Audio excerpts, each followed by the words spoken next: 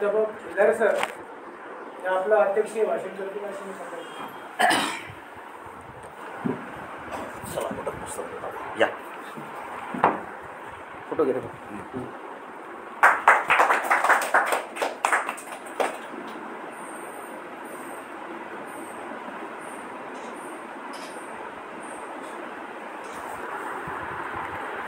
समतेचा जागर करणारे भगवान बुद्ध, समाजात अज्ञान पसरलं आपल्या विज्ञानवादी विचारानं दूर करणारे संत कबीर, रयत म्हणजे काय, आजही गाडीवर आपण लिहितो की राजे तुम्ही परत या, असे रयतेचे राजे राजे शिवाजी महाराज, आधुनिक भारताचं स्वप्न पाहणारे महात्मा फुले, तुमच्या घरातील छोट्यात छोटी वस्तू विका पण तुमच्या लेकराला शिकवा, कारण शिकल्याशिवाय तरुणोपाय नाही असं म्हणणारे संत गाडगे बाबा, आंधळ्याला डोळा लंगड्याला पाय आणि माझ्यासारखा मुका माणूस तुमच्यासमोर बोलू लागला असे महामानव डॉक्टर बाबासाहेब आंबेडकर, या सर्व महामानवांच्या विचारांना मी विनम्र अभिवादन करतो. आजच्या आमचे मित्र विष्णू इंगळे यांच्या सन्मानार्थ हा जो कार्यक्रम ठेवला आहे, या कार्यक्रमासाठी उपस्थित या जागृतीचे अध्यक्ष सावळे सर, आमचे मित्र सुनील भाऊ वायाळ आणि उपस्थित सर्व ग्रंथालय मित्रांनो, कुणाचा मृत्यू झाला किंवा सन्मान सोहळा असला तर चांगलं बोललं पाहिजे, वाईट बोलता येत नाही, चांगलं बोललं पाहिजे. कारण मृत्यू झाल्यावर चांगलं बोला, किंवा सन्मान सोहळा असला तर चांगलं बोला. मग खरं बोलायचं का बरं बोलायचं, मुद्दा आहे की नाही, खरं बोलायचं का बरं बोलायचं. काय असतं माहिती आहे का, तुमच्या आधार कार्डवर जो फोटो असतो तेवढे वाईट तुम्ही नसता, तुमच्या आधार कार्डवर जो फोटो असतो तेवढे वाईट तुम्ही नसता, पण तुमच्या डीपीवर जो फोटो असतो तेवढे चांगलेही तुम्ही नसता. तुमच्या डीपीवर जो फोटो असतो तेवढे चांगलेही नसता. तुमची बायको जेवढं वाईट समजते तेवढे वाईटही तुम्ही नसता, पण तुमची आई तुम्हाला जेवढं चांगलं समजती तेवढे चांगलेही तुम्ही नसता. पण तुम्ही काय असता हे खऱ्या अर्थानं मित्रांना माहीत असते, कारण मित्र सोबत असतात, सोबत राहत असतात. मग खऱ्या त्यामुळं तुमच्यासारख्या विष्णू इंगळेंच्या मित्रांच्या समोर मी काय बोलायचं, आणि मी विष्णू इंगळे म्हणजे काय सांगायचं. मित्रांनो, आमच्या सुनील भाऊनं बोलता बोलता खूप सुंदर सांगितलं की आमचा हा मित्र हरवणारी आहे, प्रत्येक गोष्टीत तो आहेच. मग मला असं कधी कधी वाटतं की बुवा एखादं किराणा दुकान असते, तिथं शेंगदाणे मिळतात, गूळ मिळतोय, सगळं ज्या काही वस्तू, अगरबत्ती मिळती, मेणबत्ती मिळती, हे सगळं किराणा दुकानात एकत्रित मिळतं आहे, त्याला किराणा दुकान म्हणतात. हे सगळं एकत्रित मिळतं आहे. मग तसं आमच्या विष्णूभाऊचं सुरू आहे का, हे इकडं मी पत्रकारिता आहेच, राजकीय आहेच, अमुक आहे, डमुक आहे, याने होतं आहे का मित्रांनो. मी जे म्हटलं ना, खरं बोलायचं का बरं बोलायचं, आमचा विष्णू चांगलाच, मुद्दाच नाही, पण त्याची जी शक्ती आहे ती सर्व अंगाने सुरू आहे. त्याला बेस्ट पत्रकार व्हायचं आहे, बेस्ट व्यापारी व्हायचं आहे, बेस्ट शेतकरी व्हायचं आहे, बेस्ट उद्योगधंद्यावाला व्हायचं आहे, सगळं बेस्टच करायचं आहे त्याला. आणि त्या बेस्टच्या नादात तो तिथपर्यंत गेला की पुन्हा इकडं जाताना तिथपर्यंत जावं लागतं, मग इकडचं थांबतंय. नाही तर आज विष्णू जर एखाद्या ठिकाणी टिकून असता, माणसं कधी मोठी होतात, माणसं कधी प्रसिद्धीला येतात, माणसं कधी नावारूपाला येतात. एखाद्या गोष्टीसाठी तुम्ही झोकून दिलं, कुष्ठरोग, अरे ही काम बाबा अडवाणी कुमार, ही जे लोकांनी कामं केली ना, ही मोठी कधी झाली, एखाद्या गोष्टीसाठी झोकून देणं, त्यावेळेस ती मोठी होतात. नाही तर मग आपली छोट्या छोट्या गोष्टी करून तेवढ्यापुरतं तुम्ही तेवढं प्रसिद्ध असता की ठीक आहे.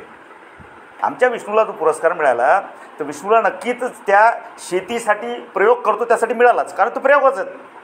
काकडी पिकवायची, टरबूज पिकवायचं, गांडूळ आणायची, काय काय करायचं त्याला सेंटर, हे मुद्दाच नाही, त्या शेतीसाठी तर मिळालाच.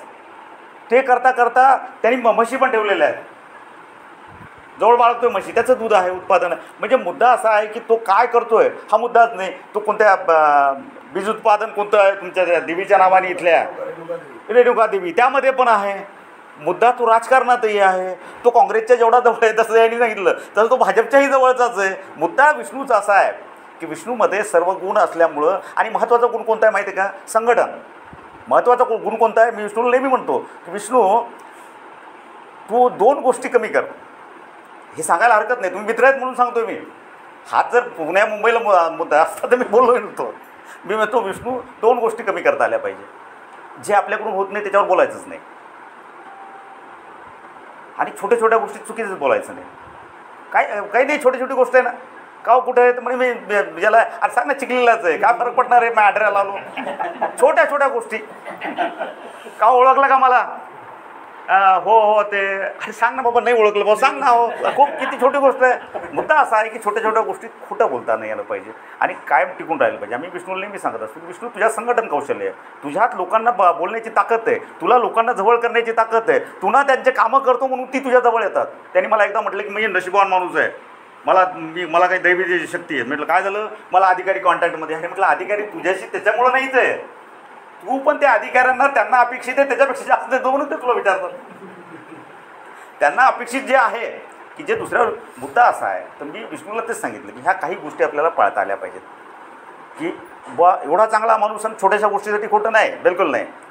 आणि बोला ना, मला एका ठिकाणी विचारलं की सर समजदार किंवा तुम्ही चांगलं व्यक्तिमत्व किंवा चांगला माणूस असं कसं म्हणता? अरे 50% तो चांगला असतो, तो चांगला असतोय. आम्ही काय दगड आहेत का? भावना आहेत ना आम्हाला, विचार आहेत आम्हाला, आणि सामाजिक कामात तो घुसलेला आहे. मित्रांनो, सामाजिक कामामध्ये तुम्हाला आनंद मिळतो, सामाजिक कामं केली पाहिजे. ही आता वाचनालय चालवता तुम्ही सगळी, ती सामाजिक कामच आहे ना. तुम्ही तुमचं करत असताना तुम्हाला आनंद मिळावा, समाजाला काही प्रगती मिळावी म्हणून तुम्ही करत असतात. समाजाला करत असताना तुम्हाला आनंद मिळतो आणि तुम्हाला काही ना काही मिळत असतात. तुम्हाला एका ठिकाणी असंच आम्हाला काय मिळणार सामाजिक कार्यातून, आहे की नाही? आता ग्रामपंचायतच्या निवडणुकीसाठी उभा राहिला तर तो असं म्हणतोय की मागच्यानं काही ठेवलं नाही ना, आता काय पडले? म्हणजे मुद्दा असा आहे की तो सोशल वर्कसाठी गेलाच नाही, त्याच्यात तो कशासाठी गेला आहे? अवघड काम आहे ना. तू उभा राहिला तू आणि शासन म्हणतंय किंवा लोक असं म्हणतात किंवा तुम्हाला ग्रंथालय चालवायला दिलं, त्याचं कारण असं आहे की शासनाला असं वाटतं की जे आमच्याकडून होत नाही ते तुम्ही केलं पाहिजे. तुम्ही तुमचं करत असताना तुम्ही ते करता म्हणून तुम्हाला जे छोट्या छोट्या गोष्टीला, समजा तुम्ही अमरावतीला मिटिंगला गेलात, तुम्हाला कबूल केलं जातं ते तुमचं जे पैसे असतील तुमचं जाणे. हा जो सरपंच असेल त्याची मिटिंग, तर मुद्दा हा जे आहे हे मिळालं. मी थोडासा धडपड्या पहिल्यापासूनच होतो. काय मिळतं हे काही लोकांना कळालं पाहिजे म्हणून सांगतो मी की मी धडपड्या थोडासा होतोच, आणि मी थोडंसं चांगलं लिहायचो म्हणून माझ्याकडून कुणी लिहून घ्यायचे. तर जुन्या काळामध्ये 30-40 वर्षापूर्वी मोबाईल नव्हते, दुसरं काही हे नव्हतं. मग मुलं मुली असे शाळेत बसले ते एखाद्या मुलीवर एखाद्या मुलाचं प्रेम म्हणजे त्याचं प्रेम आलं त्याचं, किंवा एखाद्या मुलीला एखादा मुलगा आवडला तर काय करायचं? काय मोबाईल नाही ना, काय मिस कॉल, अमाऊंट, चिठ्ठी, पत्र लिहायचं. आणि पत्र लिहायचं. मग पत्रात लिहिताना त्यावेळेस आता आमची जी पोरं एकदा एका मुलीने नाही म्हटलं किंवा त्या मुलानं नाही म्हटलं तर आत्महत्या करतात. त्यावेळेस त्या काळातली अशी पोरं धंदा म्हणजे विचारानं पण एवढी मजबूत होती की 50 वेळेत एखाद्या पोरीने नकार दिला तरी तो जगत होता. कारण अवघड काम होतं त्यावेळेस. तर पत्र लिहायचं. मग पत्र लिहिताना बुवा चांगल्या अक्षरात लिहिता आलं पाहिजे आणि त्याच्यात काही चांगल्या ओळी टाकता आल्या पाहिजे कवीच्या, आहे की नाही? तर ते कोण लिहिल बुवा? मग आमच्या एका मित्राने सहज मला म्हटलं की नाही तू छान लिहितोस आणि काहीतरी 4-5 ओळी चांगल्या टाक त्याच्यामध्ये, लिहि. मी म्हटलं ठीक आहे, तुझं भलं होत असेल, तुला वाटत असेल माझ्यामुळं लिहिलं पाहिजे म्हणून मग मी त्याला छानपैकी पत्र लिहून दिलं. त्याचं नाव लिहिलं, त्याची सही पण मीच मारली. मला भलं व्हायला लागलं तर काय पुण्याचं काम आहे ना ते. तर ते त्याला दिलं. त्याने ते पत्र घेतलं, त्या मुलीला दिलं. आता पुन्हा मी जशी शाळा सांगतो तशी शाळा म्हणजे असे काय 100-150 विद्यार्थी का नाही, पण 30-40 विद्यार्थी, सगळे एकमेकांना माहीत, कारण सगळे पहिली वर्गापासून 10वीपर्यंत गेलेले. काय मुद्दा तो नाहीच आहे की सगळ्याला ओळखायचे. त्या मुलीने ते चिठ्ठी पाहिली, पत्र पाहिलं, आणि 1-2 दिवस त्यांची चर्चा झाली मुलींमध्ये. ते इकडं तिकडं पाहणं, आमच्याकडं पाहणं, आमच्या लक्षात आलं की अरे काहीतरी भानगड दिसायला लागली, काहीतरी लक्षात आलं यांच्या. तर म्हणे ते म्हणायला लागले की आता काहीतरी येतं. त्या मुलीने बोलून घेतलं. 2 मुली होत्या, त्यांनी मला बोलून घेतलं. म्हटलं आता आपली काही खैर नाही, आता आपली धुलाई किंवा आईवडिलाकडे जाणार किंवा हेडमास्टरकडे जाणार. मी घाबरत त्यांच्याजवळ गेलो. मी त्यांना असं शांत उभा राहिलो. तर त्या नुसतं पाहायला लागल्या. तर मी अगोदरच म्हटलं की तुम्हाला जे काय करायचं ते इथंच करा, मला शाळेच्या हेडमास्टरच्या समोर नेऊ नका आणि आईवडिलाकडे तर बिलकुलच घेऊन जाऊ नका. जे तुम्हाला इथं बोलायचं म्हणायचं जी पनिशमेंट असेल ती. तर त्या मुलीने माझ्याकडे पाहिलं आणि ती म्हणे पनिशमेंट तर मिळणारच, कारण हे पत्र तू लिहिलं आहे. तुम्ही म्हटलं आता मी कबूल करतो, कारण म्हणे आम्हाला तुझं अक्षर माहीत आहे, ह्या वह्या एकमेकाच्या आपण घेतो, तर तुझं अक्षर आम्ही मुद्दाम त्या मुलीला वही घ्यायला लावली आणि तुझं अक्षर आणि ते पेपर ते लिहिलेलं पत्र हे पाहिलं म्हणे, तर तुझं अक्षर जुळलं आहे म्हणे. तर मी म्हटलं बरं ठीक आहे, मीच लिहिलं, मी कबूल करतो. म्हणजे तुला पनिशमेंट, तुम्ही म्हटलं तुम्ही जे द्याल ती. तर म्हणे आता त्या मुलाचं नाव खोडून तुझं नाव लिही.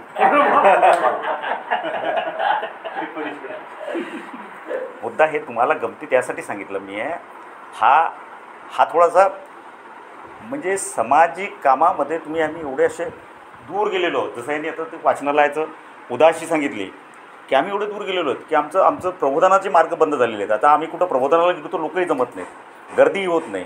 त्याचं कारण हे आहे, तर तुम्हाला समाजकार्यातनं काही ना काही मिळतं आहे, जे अशा विचाराची. म्हणून मी माझी एक स्टोरी सांगितली त्याला की बाबा काही ना काही मिळतच असते म्हणून मी सांगितली. पण सामाजिक क्षेत्रामध्ये जोपर्यंत हे फुले शाहू आंबेडकर ही जी सगळी फोटो लावली, ही लावायची कारणं काय आहेत? ही यांच्यासाठी जगलीच नाही, ही तुमच्यासाठी जगली, म्हणून मेल्यानंतरही जिवंत होती. आणि आम्ही जिवंतपणी स्वतःसाठी जगतो. गाडी माडी साडी बस, याच्या पलीकडे जातच नाही. त्यामुळे जिवंतपणे आम्ही मेलेलो आहोत, जिवंतपणे मेलेले आहोत. तर मुद्दा असा आहे की आपण थोडंसं विचार करून पुढं आलं पाहिजे. कारण काय असतं, प्रत्येकाची आपली पाऊलवाट असते. विष्णूच्या वडिलांनी काय केलं तो मुद्दाच नाही, तो इतिहास झाला. पण विष्णूनं त्याची स्वतःची पाऊलवाट तयार केलेली आहे. आज त्याची ओळख एक चांगला शेतकरी म्हणून आहे, ग्रंथालयात आला ते एक ग्रंथालय प्रेमी म्हणून आहे. तर ही ओळख आपल्याला प्रत्येकाला आपली पाऊलवाट उसण्या घेता येत नाही, पाऊलवाट उसण्या घेता येत नाही. आणि प्रत्येक काम करताना आनंद जो मिळवायचा. अब्राहम लिंकन गाडीने चालले, समोर कुत्र्याचं पिल्लू त्या गटारात आहे, गाडी उभी केली, त्याला काढलं आणि आतमधला माणूस त्यांना म्हटलं की क्या बात आहे, बहुत बढिया, आपने तो बहुत अच्छा काम किया, खूप छान काम केलं तुम्ही, त्या पिल्लाचं जीवन वाचवलं. अरे म्हणजे त्या पिल्लाचं जाऊ द्या 2 मिनटं. अब्राहम लिंकन काय म्हणतात, त्या पिल्लाचं जाऊ द्या 2 मिनटं, पण मला आज आनंदानं झोप येईल, मी काहीतरी चांगलं केलं याचा आनंद मला आहे. ते खऱ्या अर्थानं स्वतःसाठी ते काम असतात. अब्राहम लिंकनला झोप येईल की मला वाचवता येत होतं, मला करता येत होतं आणि मी केलं पाहिजे. पण आमची पोझिशन अशी झाली, आता तुम्ही कॉलेजला शिकवता आणि सगळे आपण पाहतो तरुण पोरं, की आता मला वाटतं की साने गुरुजी जर चिखलीच्या बसस्टँडवर आले आणि असे उभे राहिले तर मला नाही वाटत त्यांच्या भोवती गर्दी होईल. त्यांना ओळखल, मला असं नाही वाटत तुम्ही साने गुरुजीला ओळखल किंवा त्यांचे पुस्तकं वाचले असतील किंवा साने गुरुजींनी काय केलं हे माहीत असेल. पण आमचा सूरज चव्हाण जर आला, तर गर्दी एवढी होईल की पोलिसाला बोलवावं लागेल. सूरज चव्हाण कोण? टिकटॉक स्टार, गोलीगर, एका बुक्कीत टेबल. आणि कसला माणूस म्हणजे विषय असा की याच्यावर रील काढता एवढा प्रसिद्ध झाला की त्या कोणतं बिग बॉस का काय त्याच्यामध्ये गेला, तिथं तो प्रसिद्ध झाला आणि त्याला मंत्रिमंडळातून त्याला घर बनवून द्यायला लागते, काय म्हणजे हा गरीब आहे म्हणून. आणि आम्ही चळवळीतली लोक तिथंच म्हणजे मुद्दा लोकांचा पाहण्याचा दृष्टिकोन आणि प्रसिद्धी होण्याचा दृष्टिकोन. म्हणून म्हटलं की साने गुरुजी जर चिखलीला आले तर उभे राहणार नाही, पण बुक्कीत टेंगोळ सूरज त्याच्याबरोबर फोटो काढणारे हजारो असते. मुद्दा असा आहे की या निमित्तानं आपण सगळे एकत्रित आलेलो आहोत. आणि मला पुन्हा दुसरं असं सांगायचं आहे की हे सांगितलं पाहिजे, आता मी सुनील भाऊलाच म्हटलं होतं, सुनील भाऊनेच बोलायला पाहिजे होतं की आपली मातृतीर्थ संघटना, जिल्हा ग्रंथालय संघटना स्थापन झालेली आहे. कारण आपला ग्रंथालय संघ बंद पडला होता, त्यानिमित्तानं आपण सुरू केलेली आहे. तर आपण कुठंतरी सुरुवात केली पाहिजे आणि ती चांगल्या पद्धतीने सुरू झालं पाहिजे. कारण कामाशिवाय माणसाची ओळख नसते. तुम्ही कितीही मोठे गायक असले, तुम्ही जर घरात असले तुमच्या बाथरूममध्ये, तर तुमची बायको किंवा पोरगी म्हणाल किंवा एखादा नातेवाईक म्हणाल. पण तुम्हाला जर गायक व्हायचं असेल, तुम्ही भसाड्या आवाजात म्हणत असाल किंवा कोरसही देत असाल, तर तुम्हाला खेडोपाडी फिरावं लागेल, तुम्हाला ठिकठिकाणी जावं लागेल. तशी आपली संघटना, ही ग्रंथालय संघटना, ही सगळी नाकाडोळ्याची माणसं आलेली आहेत, सगळी विचारांनी परिपक्व माणसं आहेत आणि सगळी आपण एकत्रित आलेलो आहोत. तुम्ही सगळी आपण जिल्ह्याची. तर आपण आता शांत न बसता, ग्रंथालय संघ बंद पडला म्हणून न थांबता आता आपल्याला 2-2 पावलं पुढं टाकावं लागतील. त्यासाठी आपल्याला काहीतरी कृती पावलं उचलावं लागतील. जसं यांनी सांगितलं की आता ग्रंथालयाला मान्यता मिळणार आहे, दर्जा वाढणार आहे. मग त्याच्यासाठी आपलं ग्रंथालय जर स्ट्रॉंग असेल तर नक्कीच आपल्या बॉडीचाही विचार केला जाईल. सुनील भाऊसारखे राष्ट्रीय सचिव झालेली माणसं आहेत आज आपल्याजवळ. म्हणजे मुद्दा असा आहे की आपल्याला स्ट्रॉंग व्हावं लागेल आणि स्ट्रॉंग होण्यासाठी आपल्याला एकत्रित यावं लागेल. एकत्रित आल्याशिवाय आणि एकत्रित काम दाखवल्याशिवाय तुम्हाला, म्हणजे जसं म्हणतात ना की लेकरू रडल्याशिवाय त्याला आई दूध पाजत नाही. कारण ग्रंथालयाच्या कर्मचाऱ्यांना शासनाकडून जे मिळायला पाहिजे ते मिळतच नाही. त्याचं कारण काय? कारण आमची एकी नाही आहे. आम्ही त्या पद्धतीने त्यांना जाणवावं असं काही करत नाही. आमच्या आशा वर्कर काही करतात तर आशा वर्करला आमच्यापेक्षा पुढं गेल्यात.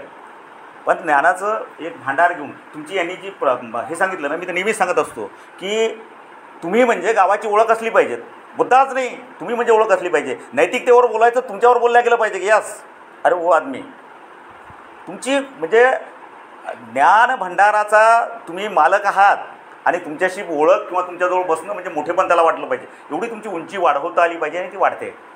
त्याच्यासाठी शिक्षणाची तुम्ही काही इंग्रजी बोललं पाहिजे, हिंदी बोललं पाहिजे, मराठी बोललं, उर्दू आली पाहिजे, काही मुद्दाच नाही. अडाणी माणसं ही बाप असतात. जसं मी गाडगेबाबाचं नाव घेतलं, ती अडाणी माणसंही बाप असतात. आपल्या विचारातनं आपल्या कृतीतनं ते दाखवून देत असतात आणि मोठी होत असतात. तशी तुम्ही सगळी त्या पद्धतीने मोठी झाली पाहिजे. आणि मुद्दा असा आहे की विष्णुभाऊनी जे काम केलं आहे हे काम आपल्याला करता येईल का? नक्कीच करता येईल. पुरस्कार कसे मिळतात हे मी सांगायची गरज नाही आता. पुरस्कार कसे मिळतात ते, पण या पुरस्काराने होत आहे काय? विष्णुभाऊचा आपण सत्कार घेतला याने होईल काय? तुम्हाला आम्हाला काहीच फरक पडणार नाही असं पकडून. तुम्ही उपस्थित राहिलात, मी उपस्थित राहिलो, याने फरक. पण विष्णुभाऊला खऱ्या अर्थानं फरक पडाल. तुम्ही एखाद्याला थँक्यू म्हणा, एखाद्याला सॉरी म्हणा, एखाद्याला क्या बात आहे म्हणा. एखाद्याची पाठ जर तुम्ही थोपटली ना, एखाद्याला चांगलं म्हटलं ना तर रक्त वाढतं. हो, रक्तदान आहे. पाठीवर तुम्ही हात ठेवला ना तर श्रमदान आहे. तुम्ही जेवताना एखाद्या जेवायला गेले आणि तुम्हाला लागतं तेवढंच अन्न घेतलं तर ते अन्नदान आहे. खूप छोट्या छोट्या गोष्टी आहेत, पण ते तुमच्यापासून सुरू केल्या पाहिजेत. कोणाच्या डोळ्यात जर पाणी येत असेल ना आणि ते तुम्ही पुसत असाल किंवा त्या चेहऱ्यावर हास्य आणत असाल तर याच्यापेक्षा स्वच्छ भारत, चांगला भारत आम्हाला काय पाहिजे अपेक्षित आहे? तर ही करण्याची ताकद तुमच्या आमच्यात आहे आणि हे आपल्याला करता आलं पाहिजे. उदाहरणं खूप आहेत, सांगता खूप येईल, पण खऱ्या अर्थानं विष्णुभाऊनी जे केलं त्याला मी जसं सांगितलं की त्याच्या पाठीवर हात ठेवणं हे आपलं काम आहे. उद्या विष्णुभाऊ आहेत, परवा पुन्हा कोणी आहेत, या सरांचा आपण सत्कार केला, मुलगा ग्रंथपाल झाला म्हणून. ही काही ना काही आपण आणि एक ठरवायचं आपण सगळ्यांनी या ग्रुपमध्ये एक ठरवता आलं पाहिजे. संघटना असल्याशिवाय माणसं मोठी होत नाही. संघटना असल्याशिवाय माणसं मोठी होत. कारण संघटना असली तर मला सुनील वाळ संघटनेमध्ये म्हणून त्यांना नागपूरला बोलवलं जातं, पुण्यात बोलवलं जातं नाही, त्यांना कोणी बोलवलं असतं? संघटना कनेक्ट करत असते. तर तुम्ही आम्ही आता मी चिखलीच्या ग्रुपमध्ये आहात तर तुम्ही तुमचे वाढदिवस असतील, तुमचं सुख असं दुःख असं तुम्ही एकत्रित तयार सुरू करा. त्याचं कारण असं आहे की ज्यावेळेस तुम्ही एकत्रित राहाल तर त्यावेळेस अडीअडचणीला तुम्ही 50 जण सोबत असली पाहिजे. 50 जणांची ताकद दिसली पाहिजे आणि सुखात पण तेवढीच 50 जणं उभी राहिली पाहिजे. तर हे करताना हे संघटनेत आपण शिकलं पाहिजे. आणि खऱ्या अर्थानं विष्णुभाऊ तुमच्या आमच्यातले, मी जे म्हटलो की भरपूर बोलता आलं असतं म्हणून म्हटलं खरं बोलू का बरं बोलू. तर विष्णुभाऊंनी जे केलं आहे, जे कमवलं आहे ते सगळ्या क्षेत्रात आहे. मी माझी पुन्हा त्यांना एक विनंती आहे की एक छानपैकी शेतीत, आता शेतीत आहेत, शेतकरीनिष्ठ शेतीचा पुरस्कार मिळाला. थोड्याशा बाकीच्या गोष्टी अनुदान असेल, ओळखी असतील, दगडं माती असेल, काय असेल ते थोडंसं बाजूला ठेवायला पाहिजे. आणि खऱ्या अर्थानं त्याच्यात तुम्ही म्हशी घेऊन कसा उद्योग वाढवता येईल, कोंबड्या घेऊन कसा उद्योग वाढवता येईल, पुन्हा तुम्हाला शेतीतलं काय करता येईल आणि त्याच्याबरोबर त्या गावासाठी, तुमच्या गावासाठी पुन्हा काय करता येईल. तुम्हाला काय जिल्ह्याचं काही मोठं होता येत नाही, जिल्हाभर म्हणजे जिल्ह्याचं प्रमुख होता येत नाही त्याच्यात, पण आपल्या आपल्या गावाचं, आपल्या जसं या सरांचं नाव घेतलं त्यांनी की मला सरांमुळं आमच्या दिवठाण्याची 21 पोरं शिकली, सरांमुळं आम्ही आमच्या पोटापाण्याला लागलो. हे नाव घेताना त्याला आतून इथून चांगलं वाटतं आहे. एखाद्या वेळेस कमलेश खिलाऱ्याचं नाव घेताना इथून घेत असेल, मला चांगलं वाटावं म्हणून इथून घेत असेल, पण सरांचं नाव घेताना तो वेमीच्या देठापासून घेत होता. कारण तो खऱ्या अर्थानं शिकला. कारण मलाही म्हटला होता की ते सरांना मी विनंती केली की त्या प्रोग्रामला तुम्ही असलं पाहिजे, कारण तुमच्यामुळे मी बनलो, की मलाही त्यांनी सांगितलं होतं. म्हणून इथून वाटण्यासाठी ही कामं झाली पाहिजे. तर मला असं म्हणायचं आहे की त्यांना बुलढाणा, महाराष्ट्र, भारत काहीच मिळू नये, त्याला हे पण नाही, पण त्यांना खऱ्या अर्थानं त्याला जी आवड आहे त्या आवडीचा उपयोग त्यांनी गावासाठी आणि आजूबाजूच्या लोकांनी ते शेत पाहायला आलं पाहिजे, ते धंदा पाहायला आले पाहिजे, त्या उद्योगातून लोकं तयार झाली पाहिजे आणि त्याच्याकडून घेऊन तिथं गेली पाहिजे आणि ते बनवली पाहिजे. एवढं मोठं त्यांनी झालं पाहिजे, कारण त्याच्यात ते गट्स आहे. शेवटी जाता जाता मी आलो, एकदा एका जोडप्याचं कडाक्याचं भांडण झालं, एका जोडप्याचं कडाक्याचं भांडण झालं. दोघांचंही भांडण कोर्टापर्यंत गेलं. कोर्टामध्ये दोघांनी टाकला अर्ज पोरगा भेटण्यासाठी. बाप म्हणे पोरावर मा हा काय, आणि माय म्हणे पोराची मी होय माय. दोघांचंही भांडण कोर्टामध्ये गेलं. जजला खूप टेन्शन आलं. त्यांनी डोकं गाजवत खूप विचार केला आणि तो बाईला म्हणाला की ताई तुम्ही एवढं करा, तुमची इच्छा नसेल तरी एवढं करा आणि एक लेकरू होईपर्यंत थोडा दमदारा. जजनं खूप विचार केला. बाई म्हणे जज साहेब तुम्ही हे काय केलं. बाई म्हणे जज साहेब हे काय केलं, याच्या भरोश्यावर राहिले असते तर हे बी नसतं झालं. तर तुम्ही तसं बेभरोसा न दाखवता मला बोलवलं, मला ऐकून घेतलं आणि विष्णूभाऊचा मस्त सत्कार केलात आपण. विष्णूभाऊसारखे आपण 2-2 पावलं पुढे येऊयात आणि विष्णूभाऊसारखे आपण चांगले जिथल्या कुठल्या क्षेत्रात असेल त्या क्षेत्रात मोठे होऊयात, एवढीच मी अपेक्षा व्यक्त करतो. पुन्हा विष्णूभाऊला शुभेच्छा देत थांबतो. जय हिंद, जय भारत. आपल्या सगळ्यांना थोडा आपण अल्पाहार करू की आणायला गेलेले आपले अरुण भगवान तोपर्यंत एक विषय माझ्याकडून नजर चुकून पाहून गेला होता.